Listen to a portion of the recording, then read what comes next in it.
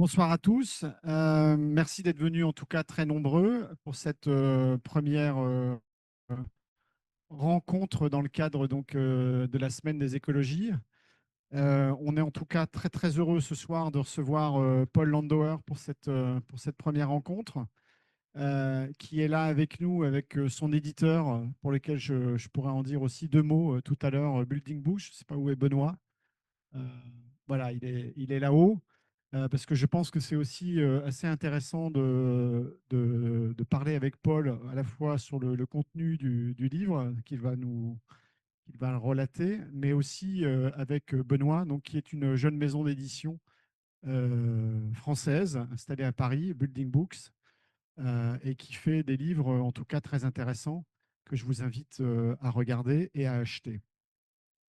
Euh, On reçoit du coup ce soir Paul Landauer à l'occasion de la sortie de cet ouvrage Post-démolition, l'architecture face aux nouvelles ruines, qui est donc publié chez Building Books.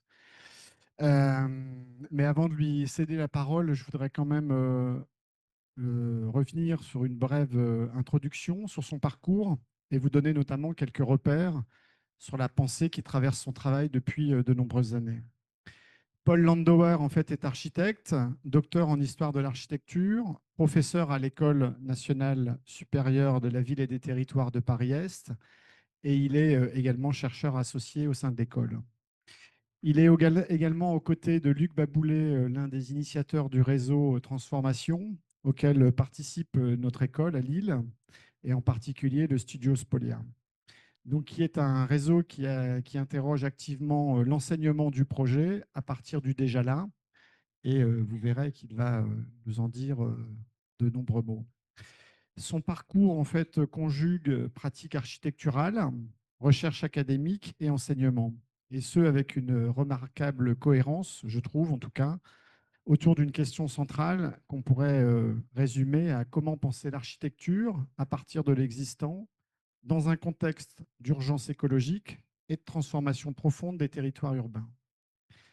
Ses premiers travaux, notamment sa thèse portée sur l'invention des grands ensembles, publiée maintenant en 2010, et qui proposait déjà à l'époque une relecture critique de l'histoire des grands ensembles en France au début du XXe.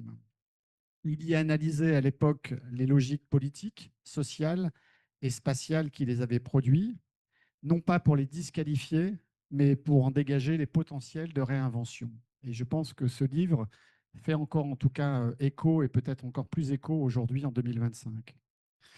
Plus récemment, ses recherches, tant dans le cadre académique que de sa pratique, se sont orientées vers une réflexion sur l'architecture de la transformation, en mobilisant à la fois des notions comme l'obsolescence, la réversibilité ou encore le réemploi. Et il nous en touchera évidemment aussi quelques mots lors de cette présentation de cet ouvrage.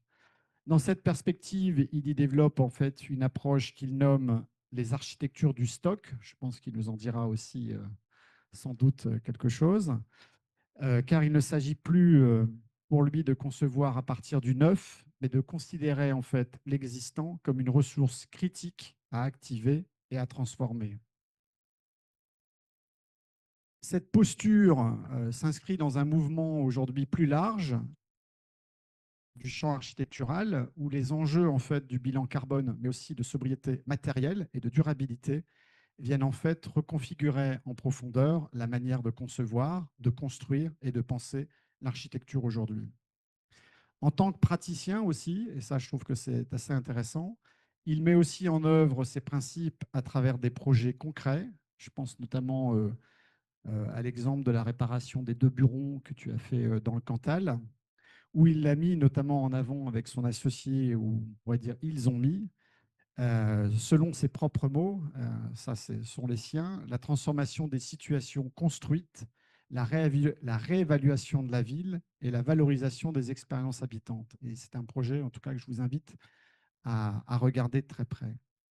Au croisement de l'histoire, de la théorie et de l'action, Paul, en fait, propose donc une pensée exigeante et stimulante pour repenser, je pense, la posture du projet architectural à l'heure des contraintes écologiques, de l'héritage du bâti et de la complexité des milieux habités.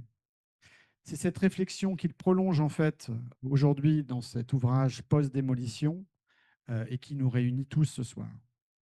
Ce livre explore donc le rôle souvent sous-estimé, voire occulté, de la démolition dans l'histoire et la pratique de l'architecture.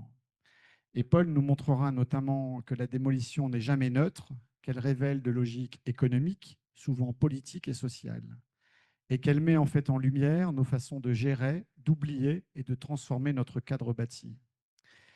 Enfin, il considère la démolition non plus comme une simple fin, mais comme un moment structurant du processus architectural, à la fois révélateur et générateur de formes nouvelles. Et donc maintenant, je lui laisse la parole. Merci. Merci beaucoup, Mathieu.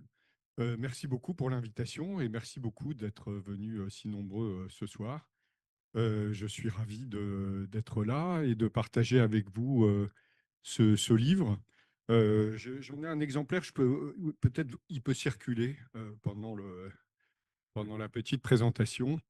Mathieu m'a dit pas trop longtemps, donc je vais essayer de ne pas être trop bavard, de ne pas tout vous raconter. C'est un livre qui fait 200 pages, donc je ne vais pas tout vous dire. Et je vous invite bien sûr à le lire s'il vous intéresse.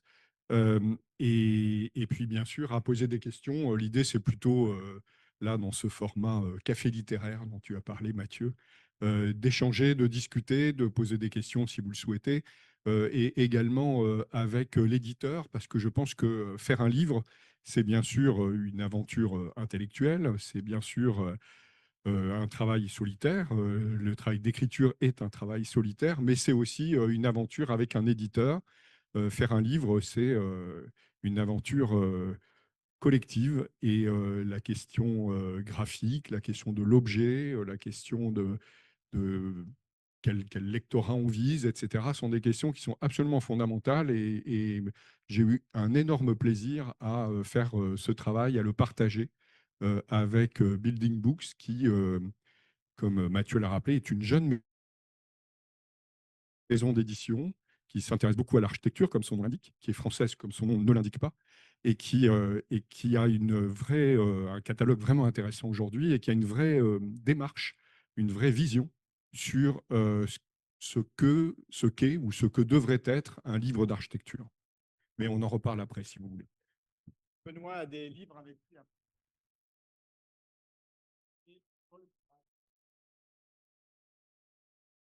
Parce que je sais écrire même avec un stylo.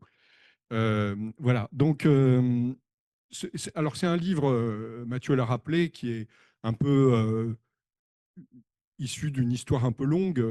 On a monté il y a une dizaine d'années avec quelques collègues enseignants un master qui s'appelle Transformation, qui est un peu le jumeau ou le cousin de Spolia ici à Lille, ce qui nous a donné envie de faire aussi ce réseau, un réseau européen, et de réfléchir ensemble, collectivement, à ce que peut vouloir dire enseigner la transformation plutôt que le projet neuf. Et donc ça, c'est ce qu'on a commencé à faire dans mon école d'architecture, Paris-Est, qu'on appelait avant Marne, parce qu'elle est située à Marne-la-Vallée. On a commencé à faire ça il y a une dizaine d'années, très exactement 10 ans, je crois. On a monté ce master transformation. Et à l'époque, dans les écoles d'architecture, il n'y avait pas trop ça. C'est-à-dire, il y avait un enseignement sur la transformation, mais qui était beaucoup plus axé sur les questions patrimoniales. Ces questions-là, elles étaient quand même très investies.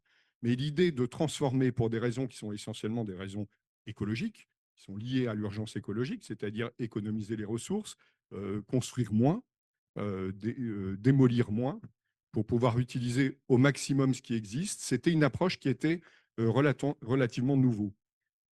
Aujourd'hui, je pense qu'elle est elle est rentrée dans les mœurs de beaucoup d'écoles d'architecture, dont la vôtre, et beaucoup d'autres écoles d'architecture en Europe. Mais en tout cas, il y a une dizaine d'années, c'était un sujet un peu nouveau. Donc, ça nous a amené collectivement à devoir réfléchir à ce que veut dire transformer dès lors que la question patrimoniale, c'est pas on la rejette ou on ne la considère pas. Il y a bien sûr des bâtiments qui méritent pour des questions de valeur d'héritage, d'être conservé, de traverser les siècles et les générations. Mais pour autant, dès lors qu'on considère que c'est la raison écologique qui prime, tout devient patrimoine. C'est-à-dire qu'on ne fait plus forcément une sélection entre les bâtiments qui valent plus la peine d'être transformés et ceux qui ne le méritent pas ou le mériteraient moins. C'est-à-dire que dès qu'on considère l'urgence écologique, tous les bâtiments ont d'une certaine manière une valeur de patrimoine. Alors ça change beaucoup de choses et c'est ces choses qu'on essaye de réfléchir collectivement.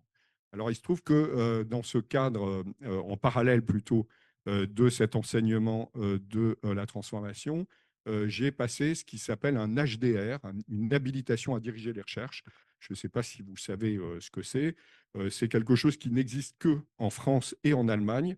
C'est pas tout à fait un diplôme, c'est une habilitation qui permet, au-delà de la thèse, de pouvoir avoir soi-même des doctorants, d'encadrer des doctorants.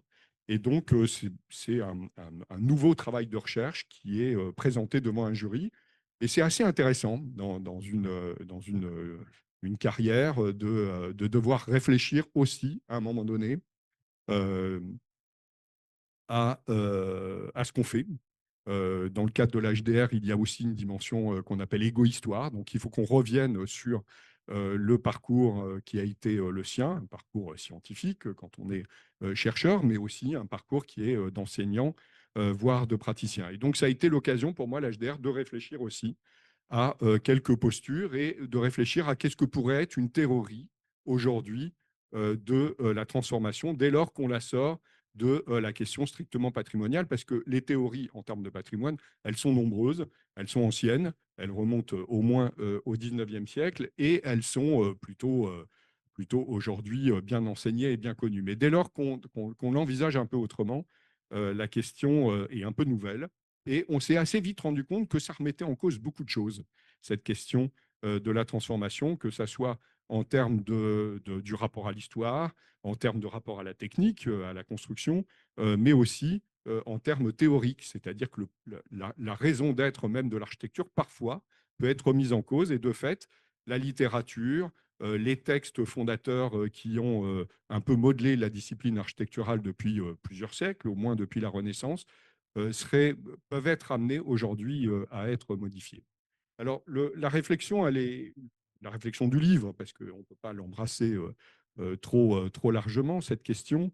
Elle repose un peu sur deux paradoxes, en fait. Il y a pour moi deux paradoxes qui sont absolument essentiels aujourd'hui, qui sont des paradoxes complexes auxquels nous sommes confrontés.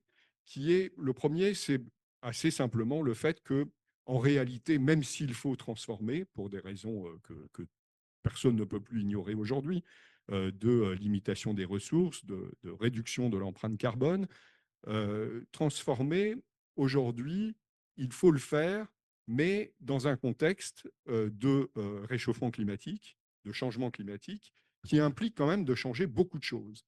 Et donc, on est quand même dans une situation assez nouvelle, c'est-à-dire que d'une certaine manière, il faudrait à peu près tout repenser. Les espaces, les différents lieux dont on hérite ne sont plus adaptés au climat qui arrive. Donc, c'est des changements quand même relativement importants. Et il faut le faire, non pas en construisant un monde nouveau, un monde neuf, comme on a pu le faire au travers des siècles qui nous ont précédés, mais en transformant. Donc, il y a quand même là un enjeu, voire un paradoxe qui est quand même extrêmement complexe, c'est-à-dire qu'il faut transformer ce qu'on a, nos héritages, mais beaucoup transformés, c'est-à-dire adaptés à des situations qui sont quand même extrêmement différentes de celles qu'on a aujourd'hui. On a peu de moyens pour faire beaucoup. Donc ça, c'est quand même quelque chose d'assez nouveau et qui tranche quand même beaucoup avec une période antérieure de l'histoire, un peu héritée de la Renaissance, où on a été un peu habitué dans l'histoire de l'architecture à considérer que quand le monde n'allait plus, eh ben, on allait en reconstruire un nouveau. Et ça a amené jusqu'aux politiques de la table rase, qui a été assez largement justifiée au 19e et au 20e siècle, puisque pour toute une série de raisons qui étaient liées à l'industrie, qui étaient liées à la présence de la voiture, au changement de vitesse, etc., le monde tel que on en héritait n'était plus adapté et donc il fallait le revoir entièrement. Aujourd'hui, d'une certaine manière, on est face à une même radicalité de changement, face à une même exigence de changement. Le monde ne convient plus. On a un certain nombre de situations qui sont des situations extrêmement problématiques, mais on n'a plus les moyens de changer le monde. Donc ça, c'est un premier paradoxe extrêmement important qui nous amène à réfléchir et peut-être à nous émanciper aussi de tout le corpus théorique dans lequel on était inscrit dès lors qu'on transformait et qui était très empreint de rénovation patrimoniale ou de sauvegarde patrimoniale. Le deuxième paradoxe, qui est un paradoxe au moins aussi important, c'est que transformer, c'est pour l'essentiel aujourd'hui transformer un héritage qui est un héritage relativement récent. On a plus construit, vous le savez peut-être, il y a toute une sorte de statistiques qui traitent de l'importance des constructions qui ont été réalisées au cours du XXe siècle et essentiellement dans la deuxième moitié du XXe siècle. Et donc, on considère beaucoup et disent qu'on a plus construit pendant le XXe siècle que pendant toute l'histoire de l'humanité depuis le néolithique. Donc ça, c'est quand même une dimension importante à prendre en compte, c'est-à-dire que l'essentiel des héritages bâtis qu'on a sur les bras aujourd'hui et qu'il faut transformer sont des héritages qui sont récents, voire très récents.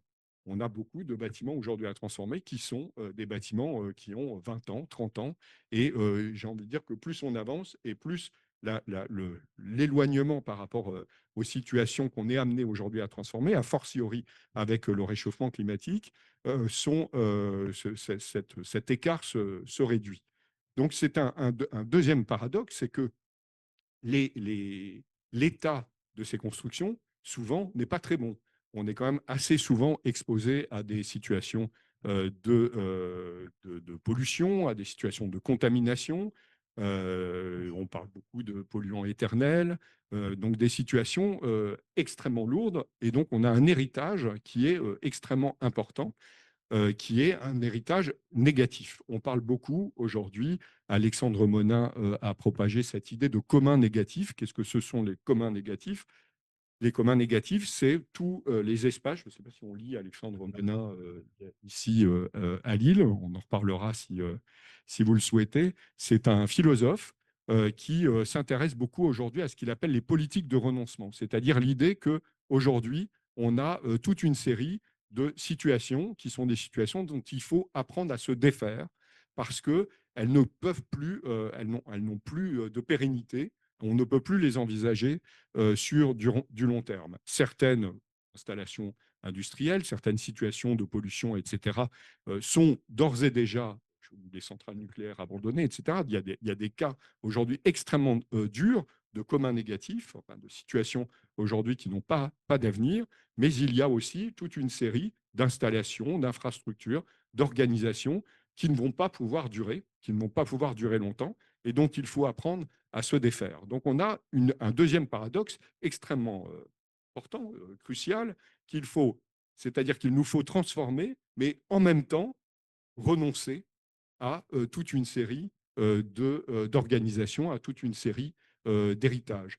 On doit apprendre à réparer et en même temps à renoncer. On doit apprendre à réhabiliter toute une série de situations et en même temps apprendre à démanteler, puisque le démantèlement est devenu, dans un certain nombre de situations, la chose primordiale à faire. Donc on est dans un contexte aujourd'hui où la transformation, en quelque sorte, n'est pas la réponse à tout. On est confronté à exactement l'inverse, d'une certaine manière, qui est de devoir abandonner un certain nombre d'autres situations. Bon, voilà. Donc j'ai essayé de voir un peu dans ce contexte dans lequel on est plongé, avec ces deux paradoxes. L'injonction à la transformation, je pense qu'on la partage tous.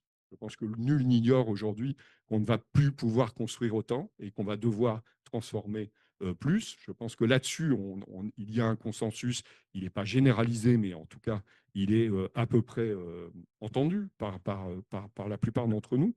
Mais par contre, la conscience que cette transformation se fait dans un contexte extrêmement urgent où on a un réchauffement climatique et qui va plus vite qu'on l'imagine ou qu'on l'avait imaginé au départ, et cette situation de démantèlement, de renoncement auquel on est par ailleurs confronté, c'est une situation particulièrement complexe.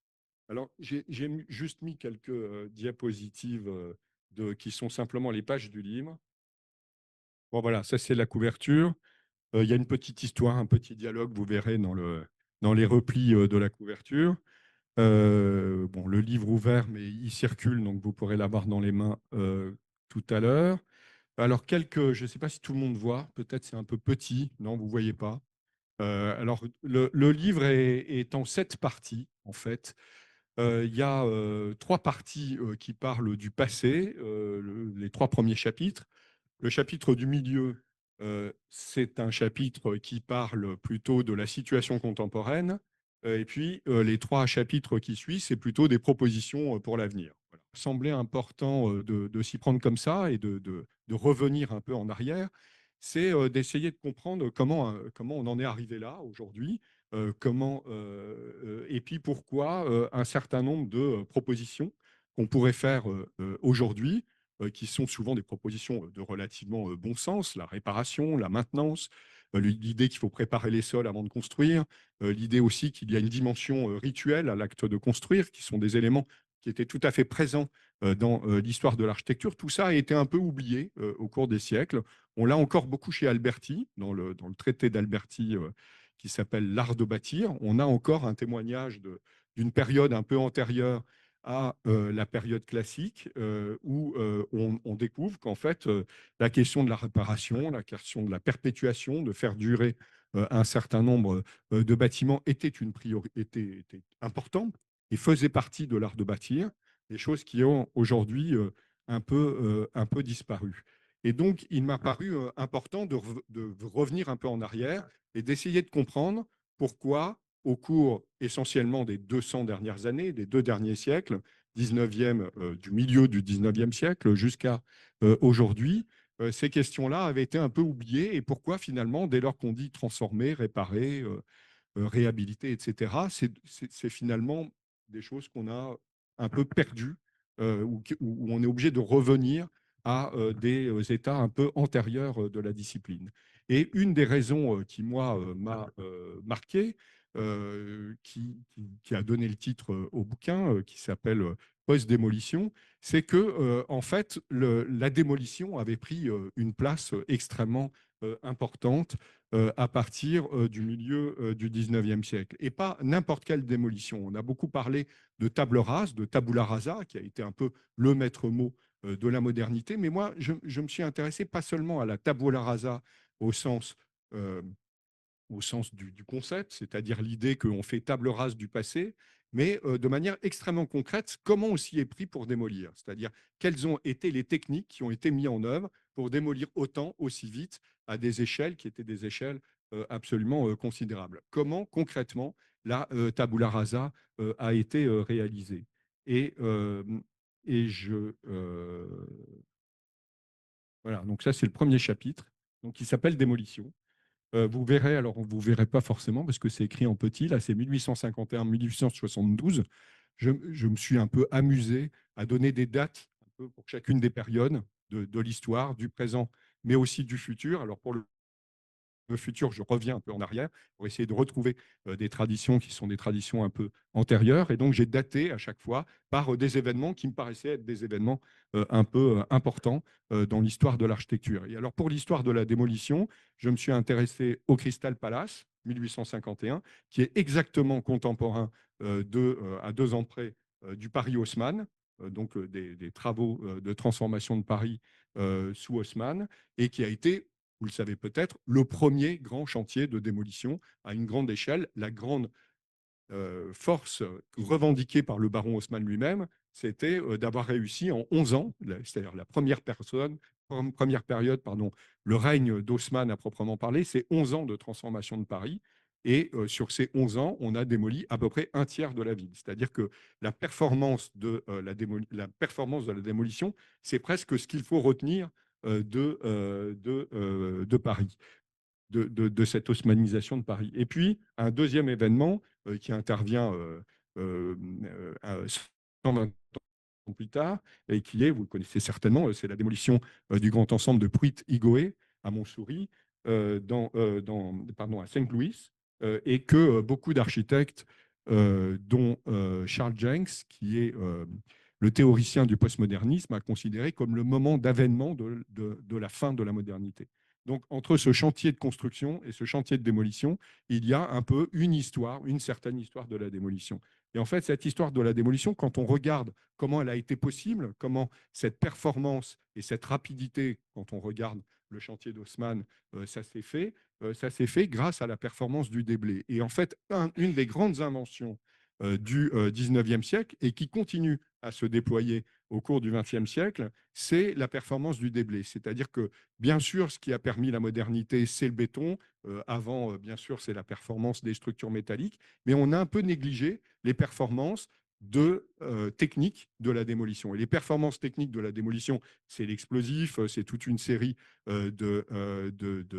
d'éléments concrets comme cela. Mais c'est surtout l'idée qu'on a les moyens de déblayer rapidement avec des machines qui étaient des machines inventées au 19e siècle, qui ont permis les énormes travaux comme par exemple le percement du canal de Suez.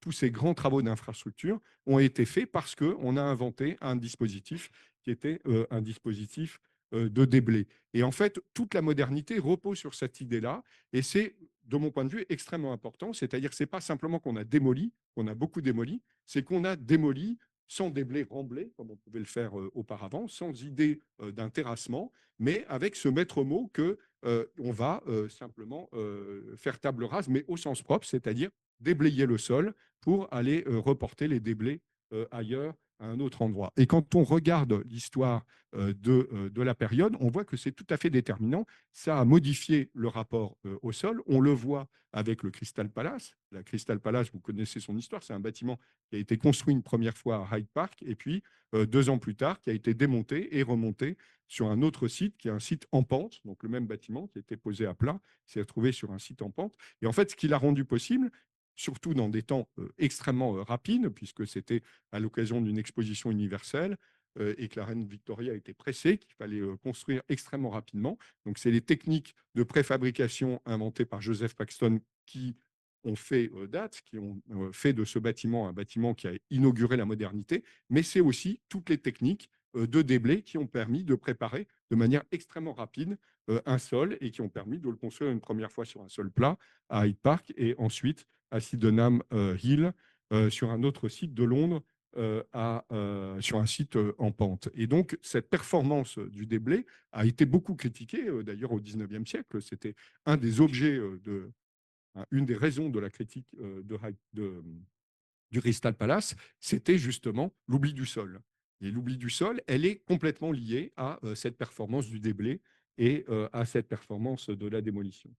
Et puis tout ça, et donc il y a un enthousiasme absolument énorme pendant 100 ans, 150 ans, autour de ces performances du déblai, autour ces capacités de terrassement, de toutes ces machines qui le permettent. Et les grands modernes, à l'époque, ceux qu'on glorifie, ce sont les terrasseurs, c'est-à-dire tous ces instruments qui permettent justement de pouvoir déblayer rapidement. Et puis intervient la Deuxième Guerre mondiale, et là, quand même, ça se complique. Et donc, le rapport à la démolition, au moins en Europe, devient un peu plus complexe. Et donc, je m'intéresse à ça. C'est un chapitre qui s'appelle Expiation, et où j'essaye de montrer que finalement, le rapport à la démolition n'est pas si simple, et que finalement, depuis la Deuxième Guerre mondiale, on a quand même, dans l'univers de l'architecture, un peu de complexité, un peu de culpabilité aussi par rapport à ce sujet de la démolition, puisque en quelque sorte, la Deuxième Guerre mondiale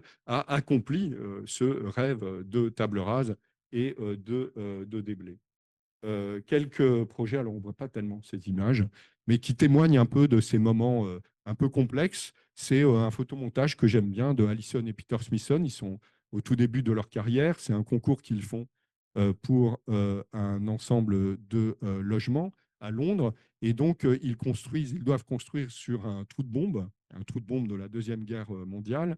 Et ils font un collage où ils proposent leur bâtiment en surimpression par rapport au trou de bombe.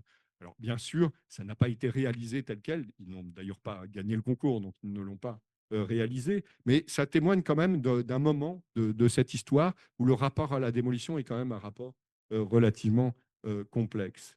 Et puis, il y a ensuite, donc c'est le deuxième chapitre, oui, expiation, un, un photomontage qui raconte, après la Deuxième Guerre mondiale, un moment relativement fort dans l'histoire de l'architecture et dans l'histoire surtout du monde, c'est Hiroshima. Et Arata Isozaki, à peu près 20 ans après le drame d'Hiroshima, réalise ce collage, qui est un collage où il montre les ruines de la bombe atomique, sur lequel viennent se surimposer d'autres ruines qui sont les ruines de ses propres bâtiments et qui sont des bâtiments en charpente métallique. Et Arata Isozaki a des textes et différents dessins, d'ailleurs, et autres collages tout à fait passionnants, où il réfléchit à ce que peut vouloir dire aujourd'hui construire sur les déblais de ce qu'il y a, enfin, quand il n'y a plus les déblais, justement, quand on a déblayé le sol. Qu'est-ce que veut dire cette construction amnésique, empreinte de démolition? Et lui a des propos extrêmement intéressants dont témoigne ce collage, c'est que la condition n'est plus la même, qu'à partir du moment où on construit sur une table rase, le rapport au passé n'est plus du tout le même, et le rapport aux ruines n'est plus du tout le même. Euh, voilà. Et puis, un autre moment qui est en 1990, qui marque un peu une borne. Alors, c'est une borne tout à fait ironique d'une certaine manière, qui est la publication d'un livre, le dernier livre posthume, édité après la mort de Kevin Lynch, et qui s'appelle Wasting Away, et où Kevin Lynch s'intéresse, c'est un livre tout à fait prémonitoire pour aujourd'hui, il considère qu'on ne sait plus aujourd'hui euh, traiter les ordures et dès lors qu'on sort de ce rapport de déblai, justement, on ne sait pas faire. Et donc, ce qu'il propose, lui, c'est wasting well, c'est pas évacuer le problème. Et il considère qu'un des problèmes majeurs en 1990 auxquels sont confrontés les architectes de l'époque, c'est de revenir à ce qu'on ne sait plus faire dès lors qu'on a privilégié la question du déblai, c'est-à-dire vraiment se poser la question de qu'est-ce qu'on fait de ce qu'on enlève. Et je trouve qu'entre ces deux bornes-là, entre ces deux moments de l'histoire, donc le premier, c'est 1900, au milieu des années 60, et puis 1990, il y a un moment quand même de l'histoire de l'architecture qui est assez intéressant, où le rapport à la démolition se complexifie et le rapport de fait à la ruine aussi se complexifie. Et puis le troisième moment de l'histoire, alors il y a des moments qui en témoignent, un rapport à la démolition qui change aussi avec les premières démolitions des grands ensembles. Il y a eu Puitigoé à Saint-Louis, mais il y a aussi les Minguettes, qui est un moment extrêmement important en France, premier grand ensemble qui a été démoli de manière assez radicale. Et il y a une dimension comme ça, une sorte de... J'aime bien cette photo parce qu'il y a une sorte de fête sur les décombres, comme ça. Il y a un rapport à la démolition qui est un rapport qui n'est pas justement celui du déblai. On voit les traces des bâtiments existants qui sont encore là. Et ce moment a existé un peu, sûrement pas très longtemps, on a dû déblayer assez vite, mais il y a un reportage autour de ça, autour de la démolition, que je trouve assez intéressant. Et puis, des photographes qui aujourd'hui travaillent, ici c'est Christian Silouet, un très bon photographe qui travaille aujourd'hui sur la question de la démolition des bâtiments, comme une sorte de conditions contemporaines, de conditions du paysage, et que je trouve extrêmement intéressant. Là, il s'agit de reportages sur des démolitions de grands ensembles et qui nous racontent un peu un rapport très particulier et un peu nouveau et un peu complexe, un peu coupable aussi à la démolition. Et puis, le troisième chapitre, alors il démarre en 1966 avec un projet qui est un projet tout à fait précurseur, qui est un projet de Cédric Price et qui est le premier projet, à ma connaissance du moins, de transformation de friches industrielles. Les friches industrielles, là, c'est un quartier, un ensemble industriel très important dans le nord de l'Angleterre. Et Cédric Price crée un projet qui est un projet théorique, qui est un projet qui ne sera pas réalisé, où il réfléchit à la transformation de ces friches industrielles. Et là, il y a c'est très, très intéressant dans les collages que fait Cédric Price, quelque chose d'absolument nouveau. C'est un moment que j'ai appelé de sidération, où la désindustrialisation nous confronte, ou confronte les architectes de l'époque, donc c'est essentiellement à partir des années 1980 et 1990, aux ruines qui sont les ruines de l'industrie, les ruines de la modernité, etc., et qui, d'une certaine manière, invalident complètement la table rase. On n'a plus la possibilité, en quelque sorte, de considérer qu'on va démolir ce qui existe pour construire neuf et construire un autre monde, avec tout ce que ça implique en termes de déblai, mais aussi de culpabilité et d'expiation. Mais que face à ces ruines qui sont beaucoup trop importantes, qui débordent très vite, très largement les besoins de la société de l'époque, eh ben, on a d'un seul coup, on est confronté à une sorte de ruine. Pour beaucoup, dans les années 1980 et 90, les architectes ne savent pas quoi faire de cette ruine. Ils y sont confrontés au travers de photographies, au travers des films, au travers des films de Wim Wenders, par exemple, qui a été, en tout cas, quand moi j'étais étudiant, on allait voir les films de Wim Wenders. Il nous racontait ce que nous, architectes, on ne savait pas comment véritablement regarder, qui étaient toutes ces ruines de la modernité. Et donc, je pense qu'il y a eu, moi, un moment, c'est pour ça que mon livre a pour sous-titre L'architecture face aux nouvelles ruines. Je pense qu'on est encore dans ce moment où la légitimité de la table rase, de la démolition, s'est complètement évanouie face à l'ampleur des ruines auxquelles on est confronté aujourd'hui. Et puis, je relate dans le bouquin toute une série de projets qui, eux, ont un peu anticipé sur ce que peut vouloir dire aujourd'hui investir des territoires qui sont des territoires en ruine, ou en tout cas où l'abandon ou les différents lieux désaffectés ont pris le pas, en quelque sorte, sur les lieux d'habitation. Et il y a bien sûr le projet de Berlin, de Ungers et Koulas, qui est aussi, à ma connaissance, le premier projet qui se pose la question de comment intervenir dans une ville en décroissance, qui est le cas de l'époque de Berlin à cette époque-là. Bon, je passe un peu vite sur ces images où je me suis intéressé à les quelques théories des quelques architectes, qui ne sont pas très nombreux, qui, dans ces années 1980 et 90, se sont posé la question d'intervenir dans ces ruines. Et puis, il y a aussi Rossi qui s'est intéressé à la ruine. Un moment un peu intéressant de l'histoire qui est raconté par ce numéro spécial de la revue Rassegna, c'est 1990, qui s'appelle Territoire abandonné, et qui relate un peu où on en est de cette question. Et on voit bien qu'il y a un écart, c'est tout à fait passionnant dans cette revue, puisque les photos racontent la ruine, mais les propos des architectes ne racontent pas la ruine, quoi. On est encore dans cette idée que ces friches industrielles sont l'occasion de pouvoir renouveler, en quelque sorte, de faire un monde neuf. Mais on voit bien, on perçoit déjà qu'en quelque sorte, la ruine va l'emporter, et que la ruine va être plus forte que le projet de construction neuve. Il y a un projet qui le raconte très bien, qui est à mon avis un projet tout à fait fondamental dans l'histoire récente. C'est le projet de Landschaftspark Duisburg-Nord, dont vous avez certainement entendu parler. Et c'est la première fois, donc c'est un projet qui a démarré dans les années 1990. Il est raconté dans le numéro de la revue Rassegna, mais il détonne un peu par rapport aux autres projets. C'est la première fois qu'on assume le fait que les bâtiments industriels peuvent devenir des belles ruines, et qu'on va les laisser se détériorer avec le temps, et qu'on va créer une sorte, enfin vous connaissez ce projet magnifique, encore plus beau, je pense, 20 ans ou 30 ans après, parce que ça a poussé, mais aussi parce qu'il y a tout un travail sur la remédiation, tout un travail sur la dépollution. Et donc, en quelque sorte, la ruine est aussi une ruine réparatrice, c'est-à-dire c'est une ruine qui permet d'accompagner une dépollution qui est une dépollution lente. Donc, un rapport à la ruine qui est nouveau, et qu'on n'a pas encore tout à fait intégré ou accompli, mais qui est là posé de manière tout à fait nouvelle, audacieuse, et qui est, à mon avis, encore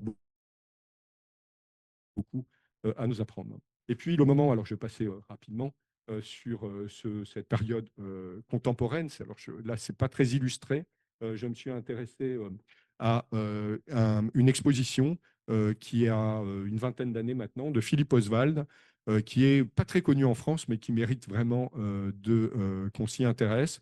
enfin plus récemment, en tout cas, il est passé un peu inaperçu il y a une vingtaine d'années, qui avait fait cette exposition qui s'appelait Shrinking Cities. Il n'y avait pas d'exemple français, par exemple, de Shrinking Cities, alors que les villes qui rétrécissent, on les connaît depuis au moins 20 ans, notamment ici dans le Nord.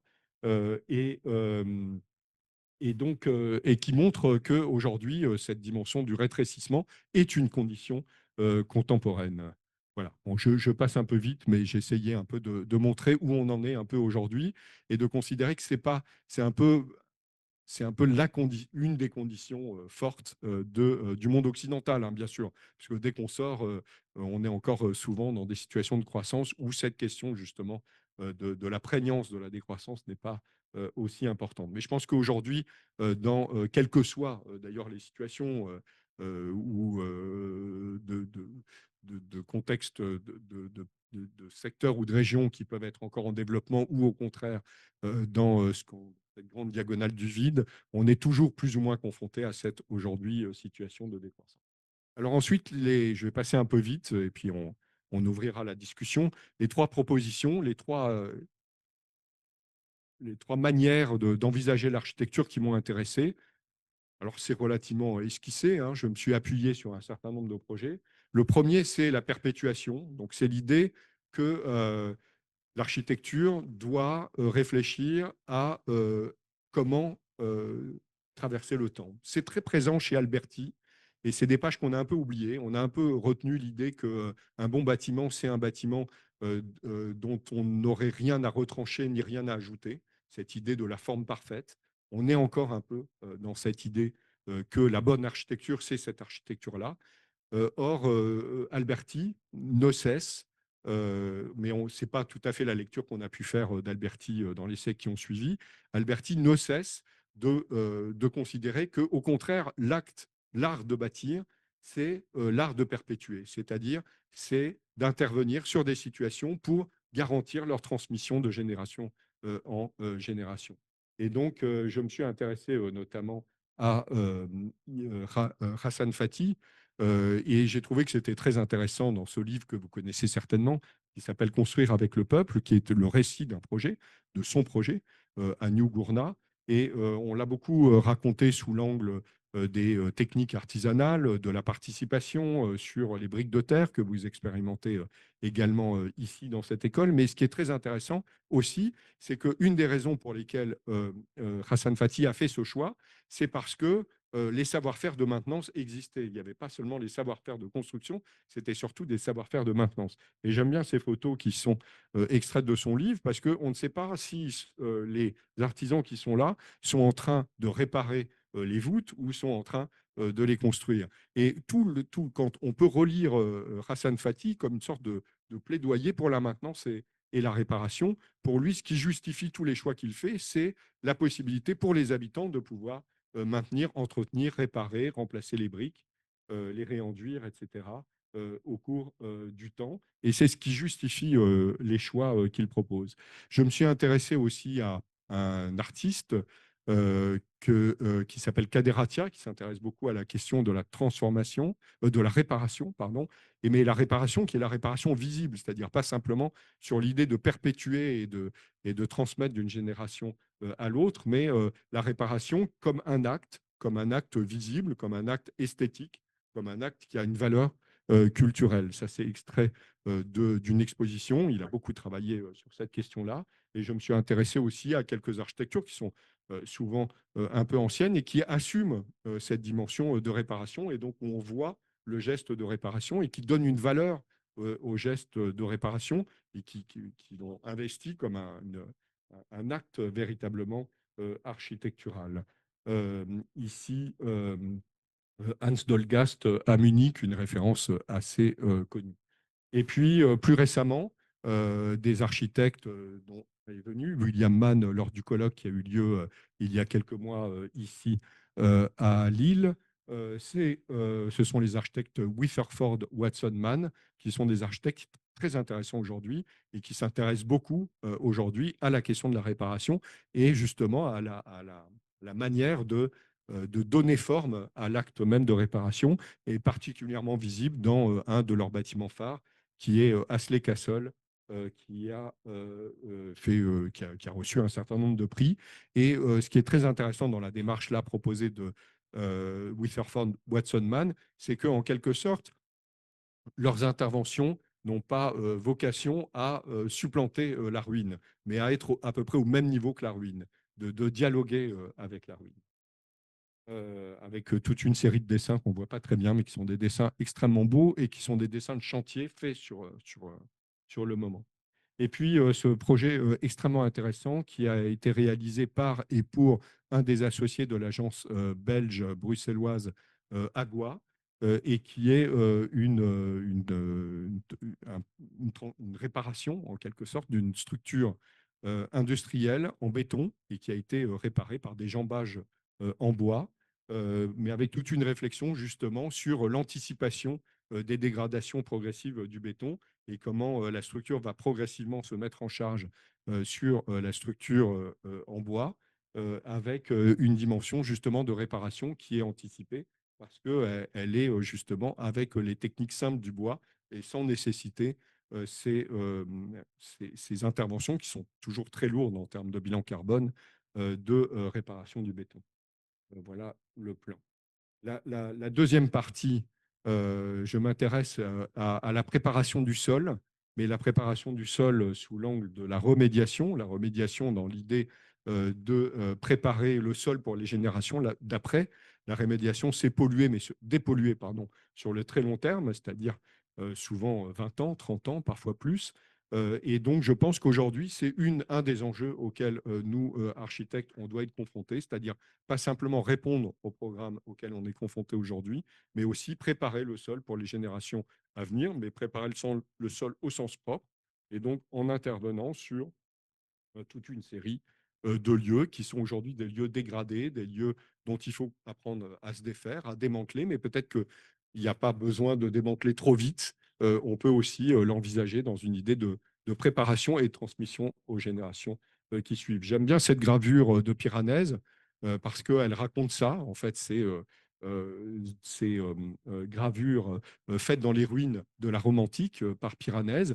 Et donc, il s'intéresse, il déterre en quelque sorte toutes les surfaces précédentes et on voit que c'est un sol fertile, en fait, ce sol historique accumulé au cours des siècles. Il y a toute une série de planches qui racontent ça, qui sont un peu comme des planches anatomiques et qui, je trouve, anticipent cette manière de concevoir l'architecture. Et puis, ce projet que vous connaissez peut-être, qui est un projet un peu phare aujourd'hui, qui est la renaturation de l'air menée par Georges Descombes et toute une équipe autour de cet architecte paysagiste, et où c'est à côté de Genève, où ils ont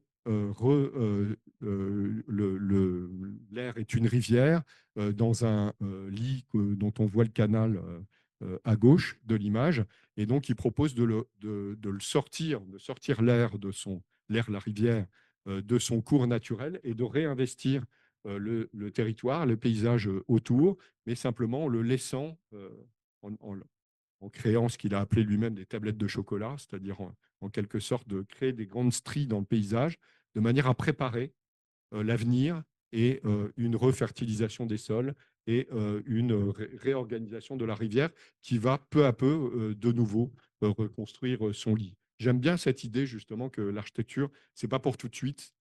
Enfin, là, c'est essentiellement un projet paysager, mais que c'est pour les générations à venir. Et voilà, c'est un peu l'objet du deuxième chapitre, donc le sixième chapitre, le deuxième qui parle de la période de demain.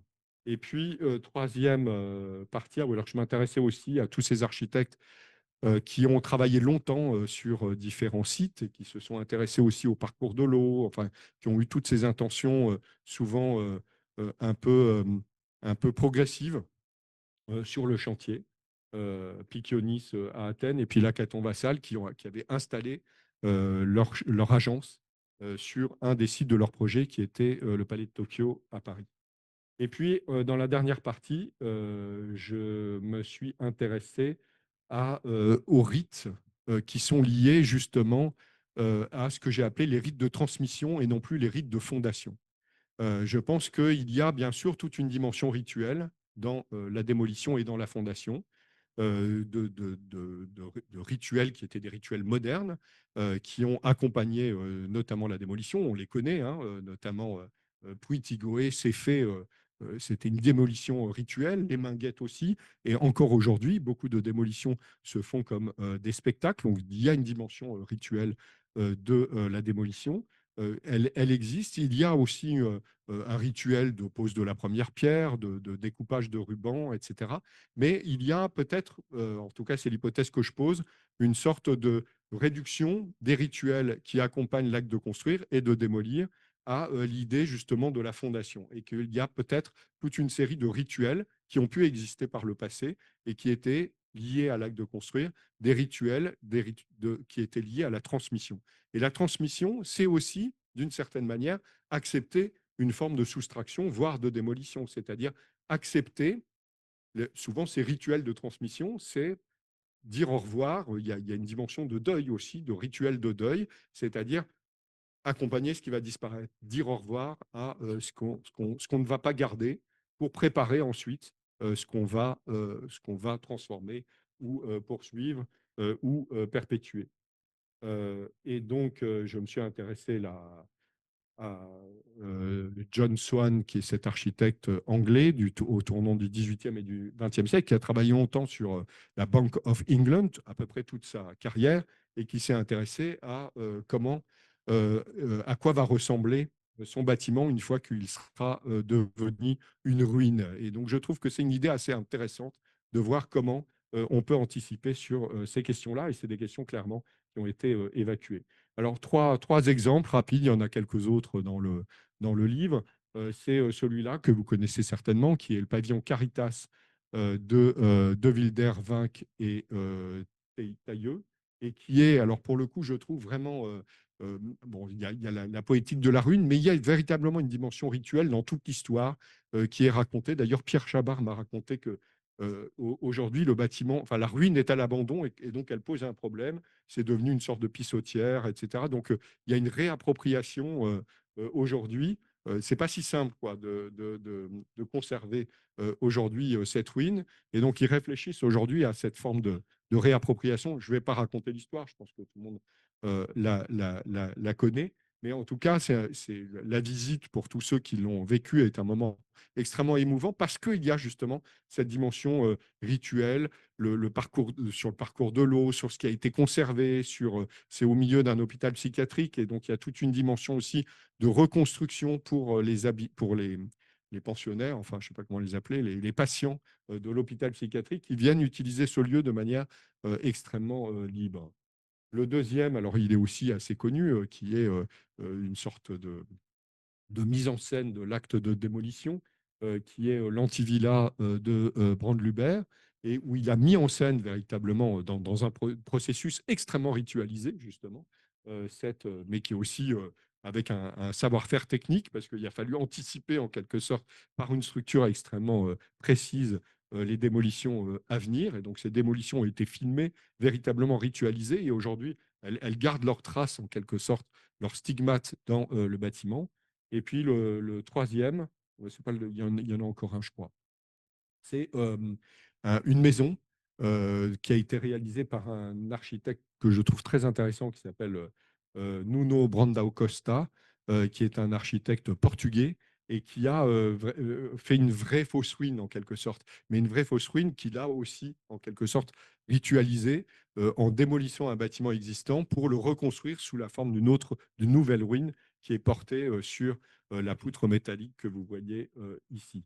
Et puis, un projet un peu plus ancien, conçu par Souto Demura, qui est un bâtiment sur lequel, un projet sur lequel il est réintervenu 20 ans après. Il avait construit une école, un marché couvert, et donc pour faire une école de musique, on lui a demandé de démolir son bâtiment pour en reconstruire un autre, et il a ritualisé en quelque sorte, il y a des très belles photos du chantier de démolition, l'action du bulldozer qui s'est arrêté à la démolition des colonnes. Et donc, il a fait une sorte de jardin de ruines avec ses colonnes en béton et ses fers qui dépassent et qui restent en quelque sorte du moment d'avant. Et puis, les architectes architectes barcelonais, qui aujourd'hui travaillent aussi sur les traces, mais qui s'intéressent aussi à toute cette dimension d'accompagnement, enfin, c'est-à-dire le moment où, justement de la soustraction est un moment important de leur chantier et de l'histoire de leur projet. Voilà, je n'avais pas du tout prévu de parler aussi longuement. Donc, on va laisser du temps aux questions, si vous en avez.